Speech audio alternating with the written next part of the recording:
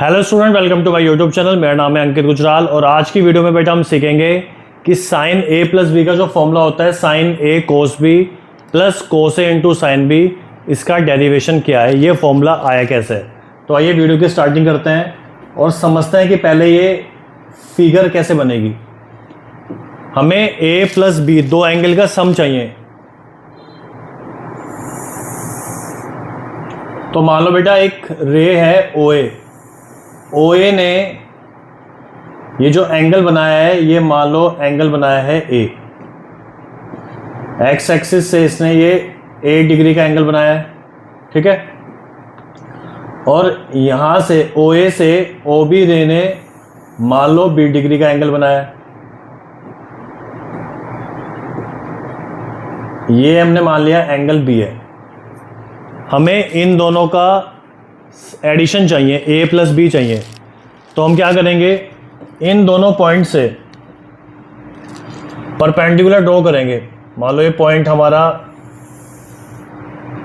Point P था, तो एक हमने यहां से ड्रॉ किया, एक मान लो पॉइंट क्यू था, एक परपेंडिकुलर यहां से ड्रॉ किया। ये पॉइंट पी था, ये पॉइंट क्यू था, और एक परपेंडिकुलर ड्रॉ कर लेते हैं हम पॉइंट पी से पॉइंट क्यू पर,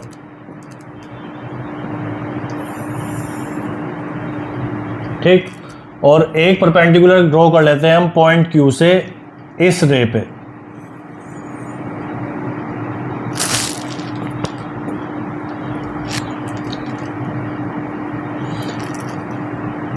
इसको नाम कर दिया हमने आर, इसका नाम कर दिया एस, इस पॉइंट का नाम कर दिया टी।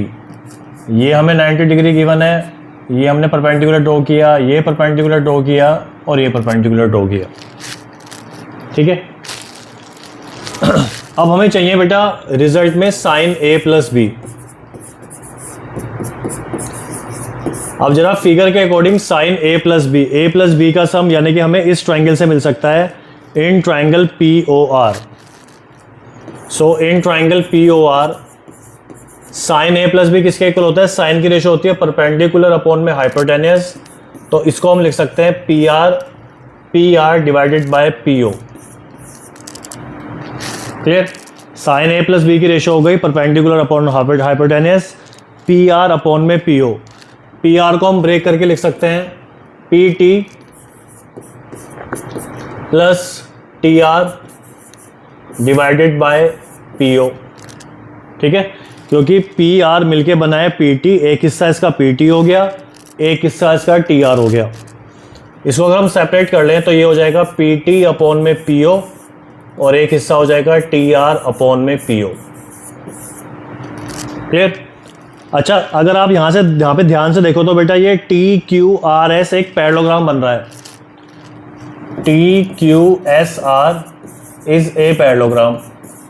पैरेललोग्राम क्यों बन रहा है, ये दोनों एंगल 90 के हैं, 90 90 180, ठीक है। अगर दो एंगल का सम 180 होता है तो कोइंटीरियर प्रॉपर्टी से लाइंस पैरेलल होती हैं। तो ये लाइन इस लाइन के परपेंडिकुलर है, ठीक है। तो ये लाइन इस लाइन के पैरेलल होगी, सिमिलरली ये लाइन इस लाइन के पैरेलल होगी, तो ये बन गया पैरेललोग्राम। और पैरेललोग्राम की अपोजिट साइड्स होती हैं इक्वल, तो हम टी आर को क्यू एस भी लिख सकते हैं। तो इस रेशो को हम लिख लेते हैं पी टी अपॉन में P O plus T R को हमने लिख लिया क्यू एस अपॉन में पी ओ। इतना ठीक हो गया। अब इस फिगर में देखिए P T upon P O, P T upon में पी टी ये साइड है, पी टी अपॉन में पी ओ ये वाली साइड है, ठीक है। मतलब ऐसा कोई ट्रायंगल नहीं है कि जिसके अंदर ये साइड और ये साइड आ रही हो, ऐसा कोई ट्रायंगल नहीं है। तो हमें इसके अंदर किसी रेशो से मल्टीप्लाई करनी पड़ेगी ताकि वो किसी ट्रायंगल की साइड बन जाए। देखिए पी टी ये रहा हिस्सा, पी ओ ये रहा। तो अगर मैं पी क्यू से मल्टीप्लाई और डिवाइड कर दूं तो P Q upon P T इस ट्रायंगल की साइड हो जाएगी और P Q upon O P इस ट्रायंगल की साइड हो जाएगी, ठीक है। तो हमें क्या करना है, इस हिस्से के अंदर पी क्यू से मल्टीप्लाई करना है और पी क्यू से डिवाइड करना है। और यही चीज़ आपने क्यू एस और पी ओ के लिए सोचनी है। क्यू एस और पी ओ पहले फिगर में देखो, क्यू एस ये रहा हिस्सा, पी ओ ये रहा।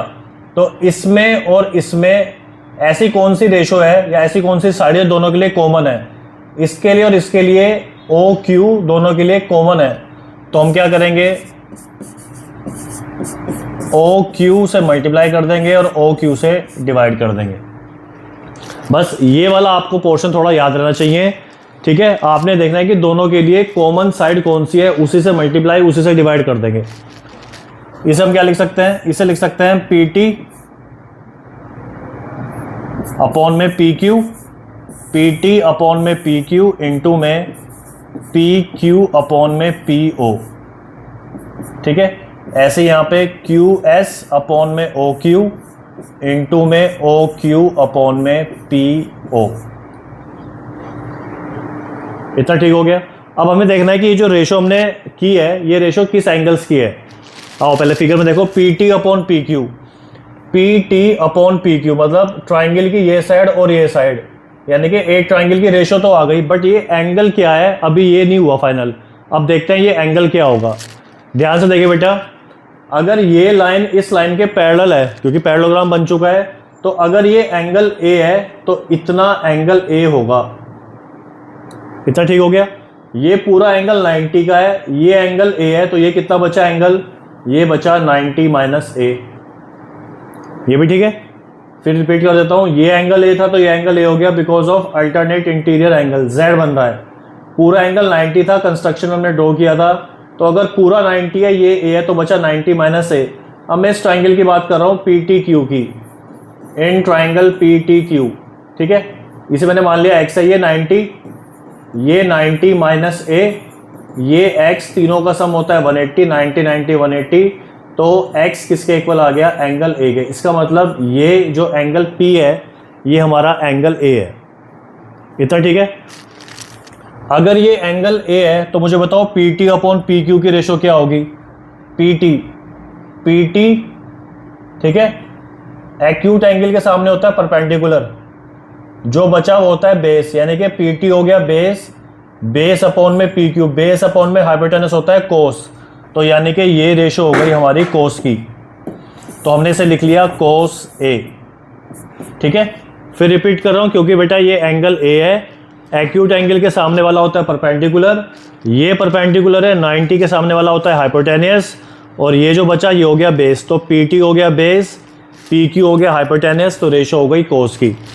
अब P Q upon P O पे आओ, पी क्यू ये रही साइड अपॉन में पी ओ, मतलब ये वाली साइड 90 डिग्री यहाँ पे है, यानी कि ये तो हो गया हाइपोटेनियस। एक्यूट एंगल है बी, ठीक है, तो बी के सामने वाला होता है परपेंडिकुलर, तो पी क्यू हो गया परपेंडिकुलर अपॉन में हाइपोटेनस, ये हो गया आपका साइन। परपेंडिकुलर अपॉन हाइपोटेनस की रेशो होती है साइन, और एंगल कितना है बी, तो ये हो गया sine B, cos A into sine B. अब यही काम आपको दूसरी तरफ करना है,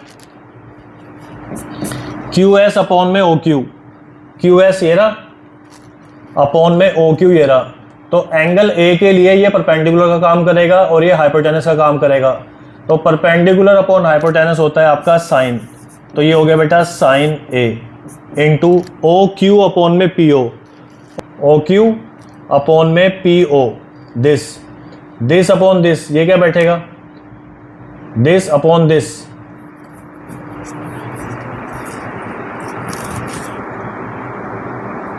ओ क्यू अपॉन में पी ओ, तो इसके अकॉर्डिंग ये हो जाएगा बेस और ये हो जाएगा हाइपोटेनस, तो बेस अपॉन हाइपोटेनस कितना हो जाएगा कोस, ये हो गया आपका कोस बी, तो कितना हो गया यहाँ से sine A plus B is equals to sine A into cos B, sine A into cos B plus cos A into sine B, और यही था बेटा इस फॉर्मूले का proof, sine A plus B is equals to sine A into cos B plus cos A into sin B. Thank you.